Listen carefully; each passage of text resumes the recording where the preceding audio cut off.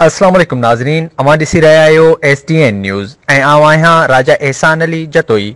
अवां खे ख़बर ॾियूं पिया त सिजावल में मुबैना तौर 5 ॿारनि जी माउ सां इज्तिमाही जिंसी ज़्यादती। सिजावल थाणे ते 4 जवाबदारनि ख़िलाफ़ केस दाख़िल, 2 जवाबदार पुलिस गिरफ़्तार करे वरिता।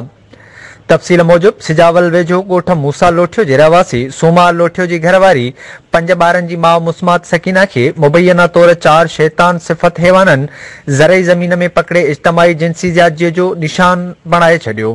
मुतासिरा औरत मुस्मात सकीना पुलिस स्टेशन सिजावल ते बयान ॾींदे ॿुधायो त राति जो 7 बजा हू पंहिंजे भाउ सां गॾु मोटरसाइकिल ते पंहिंजे ॻोठ वञी रही हुई त ओचितो जवाबदारनि असलम उर्फ़ उबलो, असलम पुटु अलारिनो ऐं अब्दुल लतीफ़ अमीन हथियारनि जे ज़ोर ते यरगमाल बणाए ज़बरदस्ती ज़रई ज़मीन में वठी इज्तिमाही जिंसी ज़्यादती कई। मुस्मात सकीना ऐं उन जे मुड़ुस सूमार लोठियो जी फ़रियाद ते 4 जवाबदारनि असलम उर्फ़ उबलो, अमीन, असलम पुटु अलारिनो ऐं अब्दुल लतीफ़ जे ख़िलाफ़ सिजावल थाणे ते कलम 2-376 34-242 2-506 PPC तहत केस दाख़िल कयो वियो आहे, जॾहिं त पुलिस कार्रवाई करे 2 जवाबदारनि अमीन ऐं असलम उर्फ़ अबलो खे गिरफ़्तार करे वरितो आहे।